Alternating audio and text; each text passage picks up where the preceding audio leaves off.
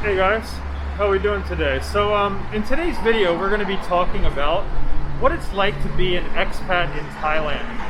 So, I've been living abroad for the past 15 years, and in the past 15 years, I spent about, I would say about 7.5 years here in Thailand in total. But even in the years where I was living outside of Thailand in China or Japan, I still came back to Thailand frequently, probably at least 4 times a year. So I've been in this country a lot, in the last 15 years. So I feel I really have a good grasp of what the country's like now, how it's progressed over the couple years, and really what it's like to be an expat here.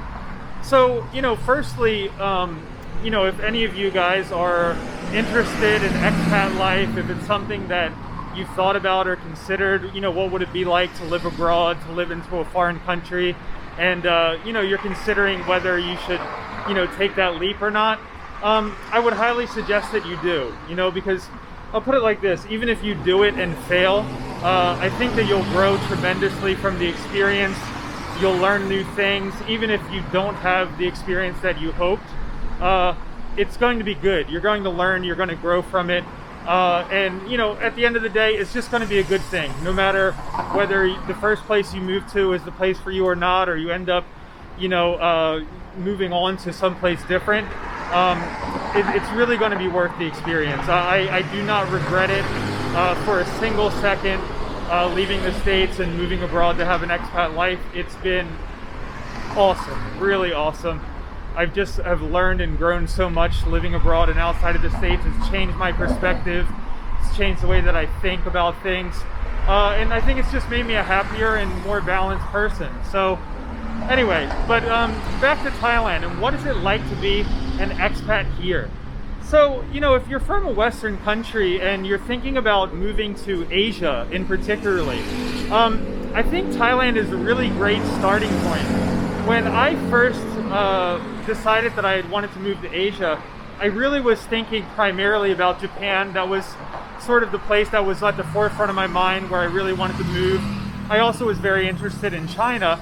But I never really gave much consideration to Thailand. It wasn't a place where I knew very much about. So that was probably, the only thing that was holding me back from wanting to come here. But, as fate goes, I just sort of ended up moving to Thailand. Is where my first opportunity was for work. So I decided, you know what, why not? And, I just jumped on the plane without knowing too much. And, sorry, let's just get past this place first.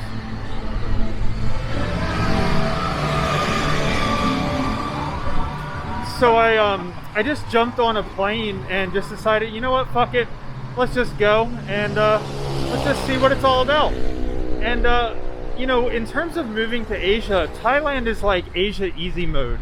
You go into most of Asia. You go to Japan, you go to Taiwan, and you go to China. You're going to see Chinese characters everywhere. Languages are really, really difficult. Not many people speak English. They're very, very rule-based, very regimented, societies, very conservative countries. Not to say that they're not great, because I love all those countries, but just, transitioning from a Western country to one of those places is tremendously more difficult than coming here to Thailand. Thailand is like Asia easy mode because, there's lots of English everywhere. There's a lot of people that speak English. It's very easy to get service in English, particularly in Bangkok. A very large majority of people speak English. All the doctors speak English. All the nurses speak English. It's a requirement. Pharmacists all speak English. It's a requirement for them to study English. So it's just really simple to do anything when you first come to Thailand. So, if you're arriving without, really great language skills, I think that's kind of it's a really big benefit. It's just, if you're going to have any initial sense of, culture shock from moving from the west to the east, just being able to speak your language and get services and not feel like a, complete baby before you've learned the language, it's really helpful. The other thing that just makes Thailand a really great place to start out as an expat is, the weather is awesome. It's always warm. It's summer all year round. It has the most sunshine and sunlight of almost any country in the world. So it's always great weather. I mean, if you like warm weather, some people hate it. I love it. It's great cool weather every single day. It's great beach weather every single day. Even during the rainy season here, you know, there's like monsoon rains, but the rain is so predictable. You know, it rains at like the same time every single day. So you're like, okay, I know it's going to rain at 6 a.m. today and 3 p.m. And when it rains hard as fuck for like an hour. And then it stops. And then it's sunny the rest of the day, and it's just an awesome day. So, I mean, even in rainy season here, like I said, it's totally predictable. Everything happens at pretty much the same time every day. So it's very easy to sort of, you know, predict, you know, the weather, and just so you can kind of like plan out your day and still have an enjoyable day, even if it is supposed to be a shit weather day. Another thing is, you know, talking about Thai people in this country are so relaxed. They're so chill. They're so carefree. You know, I think that's one of the first things that really attracted me to living in Thailand when, you know, when I came from America, is when I was living in the States, I really felt always like, you know, I'm stuck in the rat race, and, you know, days felt like a grind, and everything seemed, you know, kind of hard to do, and stuff was a pain in the ass. But here in Thailand, I'm telling you, I mean, people are just in chill mode, like constantly in just chill out, I don't give a fuck mode. Everybody's really, really relaxed. Everybody's kind of living in the present and living in the moment. And, you know, it just gives it a really easy, relaxing vibe. You know, everybody's just sort of moving about their business, you know, like they don't have a care in the world. And it makes it kind of a really fun and relaxing place to live. I mean, it can have its frustrations because, yeah, if you need something serious done, you're going to get the same attitude. You know, people are still, you know, not going to really give a shit. So, yeah, I mean, it can be problematic in that sense. But at large, for just the day-to-day, just, you know, just living in a place where everybody's just chilled out all the time and really relaxed. People are welcoming, they're happy, you know, they're living for the moment, you know, they're talkative. So, you know, if you're interested in, you know, learning the language, you know, all this stuff is pretty easy to do because Thai people are very open, they're very friendly, they're very welcoming. You know, you can go to some place where it can be kind of hard to connect with the local people. But here, I would say it's really not like that. Here, it's pretty easy to kind of become a part of the community. Another great thing about Thailand is the cost of living is incredibly low. I mean, particularly, again, if you're coming from a Western country, the cost of living here is probably maybe 1/3, you know, 30% of what it would be in a Western country. When I first moved to Thailand 15 years ago, my first apartment was like $120 USD a month. And I mean, I was really able, at that time, I was able to live on maybe $200 or $300 a month, very, very cheaply. Now, 15 years later, my condo that I'm living in right now is $280 a month. And it's a very nice condo. It's brand new. It's only a year old. Has a beautiful swimming pool. It has a fitness gym. You know, it's a nice little 1-bedroom condo. It's very posh. And it's great. I mean, it has full-time security, and that's what you get for about $280 a month in Bangkok. And yeah, I mean, it's very affordable. I mean, you can get meals outside on the street for as low as, you know, about $1, $1.50, $2 at the absolute max. So your daily expenses are really low. I mean, it's a place where, of course, you know, if you want to go out and you want to buy designer clothes and, you know, spend a shitload of money, I mean, you can do it, but it's not necessary. I mean, my typical monthly expenses here are around 25,000 baht a month, I would say, which is around $750 a month, which is very cheap. But again, I'm not a person, I'm not going out and partying and all kinds of stuff like that. I'm just too old for all that shit. But, you know, if you were to do that, yeah, you got to stack on some extra money. But me, I mean, I have a pretty chill, pretty casual lifestyle, and yeah, I'm not out spending too much money. But yeah, the cost of living here is very, very low, and that's a great benefit. It makes it easy to save money. and it makes it really easy to have a good quality of life. Next, I want to talk about Thai language. Thai language, honestly, I found it very easy to learn when I first moved to Thailand. It is a tonal language, so if you've never studied a tonal language, it will take you some time to be able to hear the tones and to kind of be understanding it. But grammatically, it is actually incredibly simple. I mean, it's a very, very easy language to communicate in, and I was able to learn it very, very quickly. And I think one of the things that I noticed is a very great big benefit here is people are very friendly and welcoming and talkative, and people will take an interest in you. So if you study the language, you will find a lot of opportunities to go out and practice the language. If you even try in the slightest to communicate with somebody in Thai, they're going to talk with you, they're going to speak back to you, they're going to take an interest in you. And I found it extremely easy to communicate with people when I first came.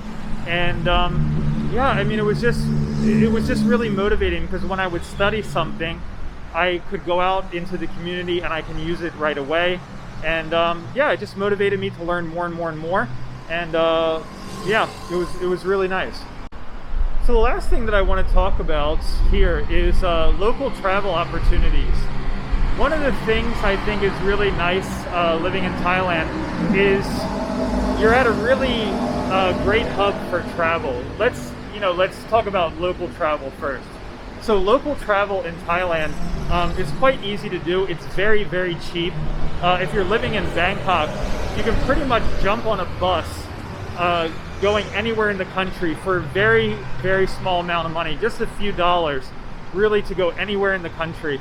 And they have these VIP buses, which are air-conditioned buses where they have TVs and, you know, snacks and bathrooms, and you know, they serve meals and stuff. And you can kind of just, you know, lay out, sleep, relax, and you know, you can take an overnighter and just wake up at your destination and go anywhere you like.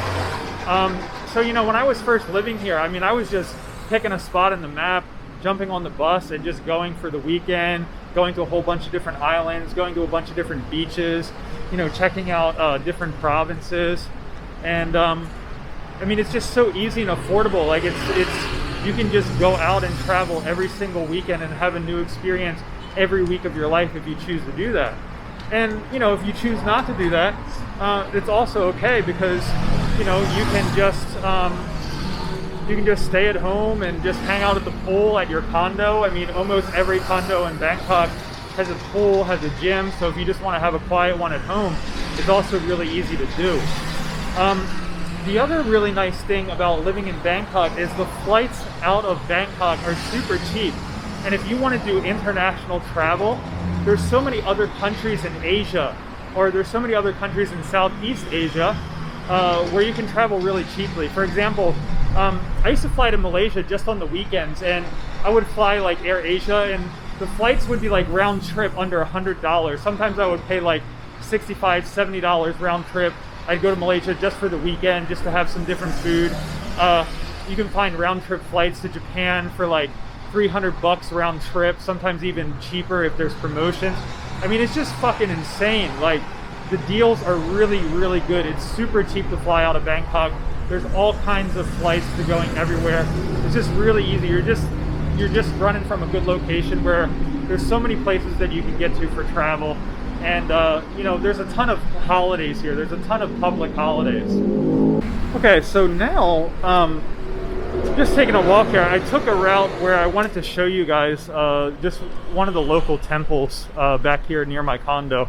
Just kind of stumbled upon this the other day. I've just been trying to get out for walks and get some exercise because everything has been closed. Like, all the gyms have been closed and stuff, you know, due to the recent you know, health situation. So I've just been trying to walk some different routes just to go out and get some exercise, and I stumbled upon this.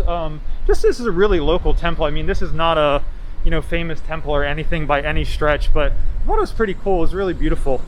Yeah, I mean, this is, you know, when you're living abroad as an expat, this is one of the things, you know, that happens is you discover all these, you know, little, you know, kind of like little local treasures in your area, and it's quite cool. So here's the little, local temple. It's really just behind my car. I can't believe that I didn't see this. It's actually tucked back here pretty well, and I never saw it before, actually.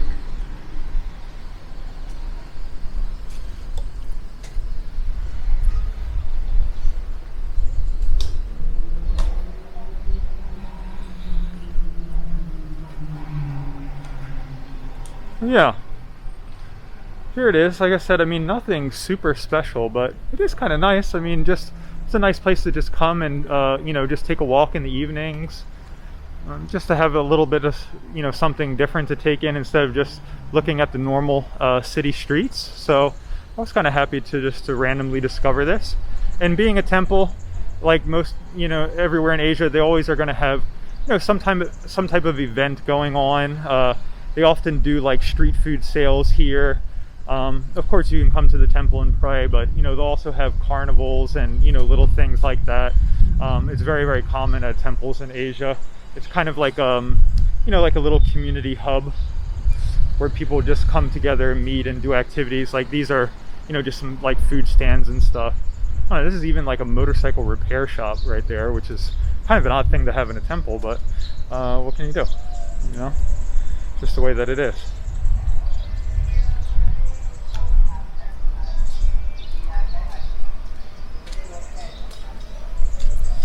This big, red thing here, what this actually is it's kind of one of those things where you put in the Chinese firecrackers and you put it inside of there, and it's like an offering to the gods. And you can actually see like the little firecracker wrappers. That shit is loud, man. You throw those things in there, oh my god, it's really, really noisy. But they love that shit for some reason. I don't really know why. So that will do it for this video, guys. If you enjoyed this video, if you found it helpful in any way, go ahead and smash that like button, hit the subscribe button, make sure the notification bell is on.